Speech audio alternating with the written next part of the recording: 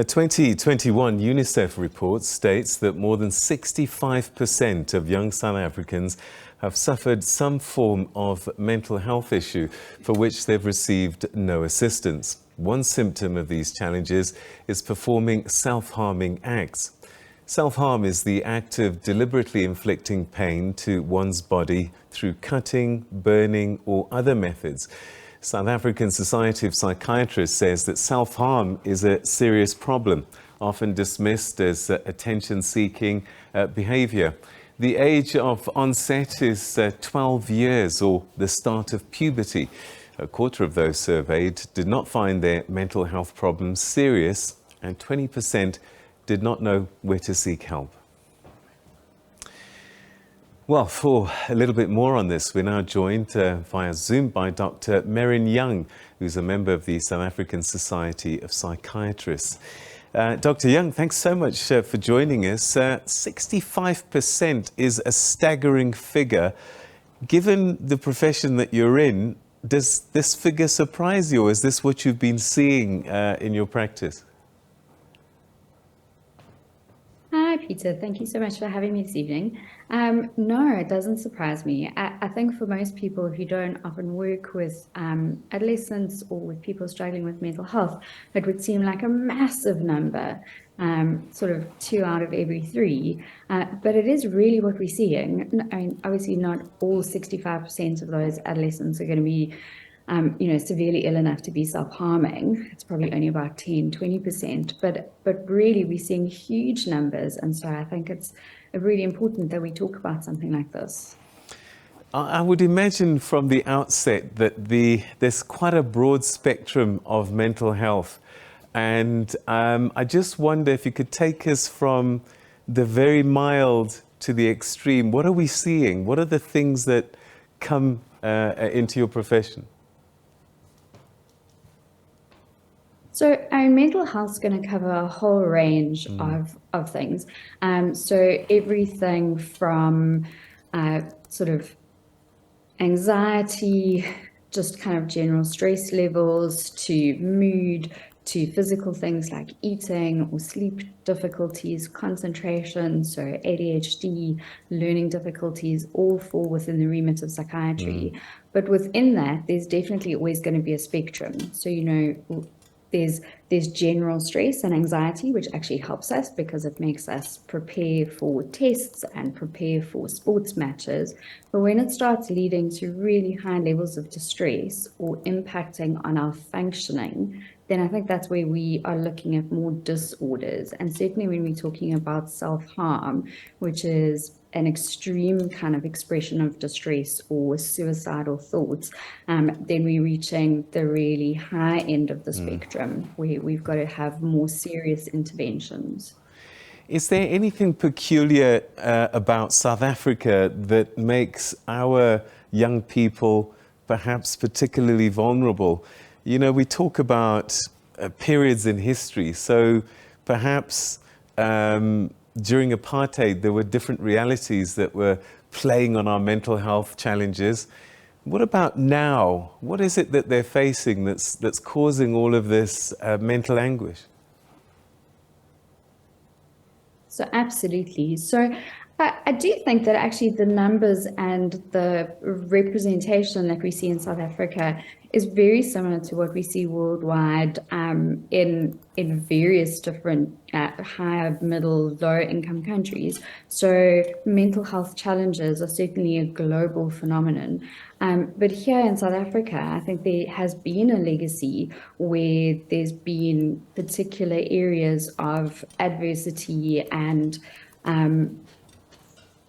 if we think about families where there's been separations, where people have had to work away from home, where there's been inequality, certainly we see high numbers where there's been social adversity, which we know in our country is certainly something that we faced.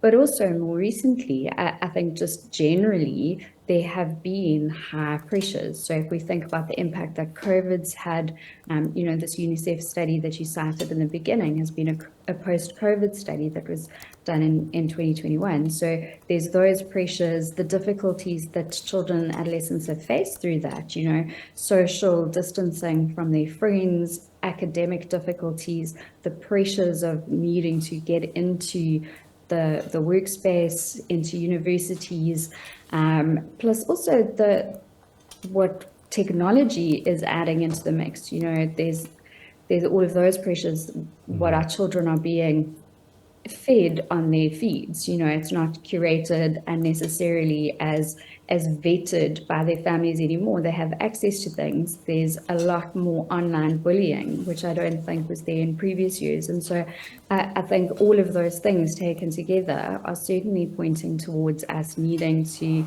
put things in place, because we're really going to see high levels of distress and mental health difficulties in this particular age group. I suppose the problem of not diagnosing mental health issues is that when you break your arm, you can see it's broken, it's painful. But when it comes to mental health, it's hard to see it as an injury. And I just wonder, is this part of the reason why it's not diagnosed, that people don't go and get help? And they just think maybe they're down, not realizing actually this is a real mental health issue. Absolutely, absolutely. And I think it's important to acknowledge that it is every bit as real as a broken arm or malaria or meningitis. There's a lot of biological vulnerabilities that lead towards mental health difficulties. So we know they're very real illnesses. But I think where we need to be recognizing is where we see functional impairment. So when the stress or the mood difficulties go beyond just having a bad day and start impacting on functioning. So particularly when we're talking within the adolescent population, I think parents should be looking out for things like big changes in sleep patterns, in eating, in withdrawals. So not being able to manage at school, with declines in academics, with not wanting to do extramurals or being with their friends, things that would be general functionings of an adolescent. So when the difficulties start impacting on that, or when they start presenting with high levels of distress like self-harm, then I think it's pretty clear that there is more than just a bad day that's happening, that's where we need to acknowledge that this is the psychiatric broken arm that needs higher levels of intervention. Is there a disparity or a skew in terms of young women and young men? Because as a young man, we were taught you've got to step up, toughen up and suck it. Do you know what I mean? And I just wonder if you see more problems with young men than young women, or is it equally dispersed? So I think it's actually pretty equally dispersed. I think it just sometimes presents in different ways. So when we're thinking about the self-harm that we started talking about this evening, girls will see more with, say, cutting. So where they're cutting their arms or their inner thighs, whereas boys will probably more likely to be using things like burning or hitting themselves. And so sometimes the way that they present differs, and maybe that is because of how they've been raised or what they've been modeled in their home. We know that what we model to our children is really important, and how they see the world and make representations of that for themselves. But I do think that there's probably equal numbers of distress across girls and boys. All right, so where should parents take their children as a first step, a first line? If they think that, things are not adding up here, there's something wrong and my child needs help. And I guess there's probably going to be resistance from those young people. There can be. I think sometimes they're just so grateful that their cries for help have been observed and heard. Sometimes there's a reluctance to maybe admit that to a parent. Often children don't want to burden their parents. They don't want to let their parents worry about them. And so they do keep it quite hidden. But I think once it's been recognized, the important thing for parents to remember is that there needs to be a team approach. I think as a parent, it's incredibly frightening to think that your child might not be doing okay and that they're hurting themselves or really distressed. And so I think the first port of call would be to go to someone trusted, like a GP, and sometimes just going to a GP or going to a counselor. Certainly, if something like self-harm hasn't become an entrenched pattern, is going to be all that's necessary. Sometimes there'll need to be a referral to a more specialized service. But I think certainly parents need to call on someone outside so that they can keep that parental role and let somebody else do more of the assistance and helping with coping strategies. Also important for families and for adolescents actually to remember that there are other organizations. So something like SADAG, the South African Depression and Anxiety Group, SADAG, they have lots of helplines that teenagers and parents can call, literally 24/7 helplines. And so phoning up somewhere there, going to the GP, going to the local clinic would be a great place to start. All right. A question I should have asked you earlier actually is, why self-harm? What does that do?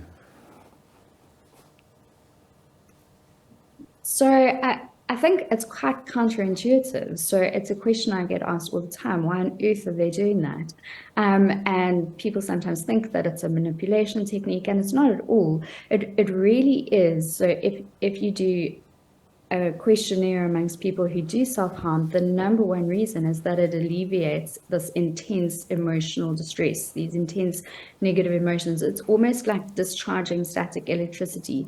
They self-harm and those negative feelings reduce and they feel some kind of help and relief, even if it's just temporary. Also, sometimes it's a part of self-punishment, and sometimes as well, it's a way of making that internal pain become real. So sometimes teenagers will say, you know, when I hurt myself, I can see the hurt, and then it makes the hurt real, and then it's easier for them to deal with. It's almost as though it's externalizing that emotional pain on the inside. So I think the important thing to remember is that hurting themselves, even if it doesn't seem logical to us, is serving a purpose, and it's usually to alleviate their distress. All right. Dr. Young, I wish we could talk for a bit longer, but we've run out of time. Thank you so much for joining us on the program this evening. Thank you so much. Thank you. All right, that's Dr. Meryn Young, who's a member of the South African Society of Psychiatrists. And I think the message there is, as parents, as caregivers, we really need to pay attention to our young people, because they probably are going through something. 65% of young South Africans, as been found by this report, suffer some mental health challenges that sadly don't get dealt with.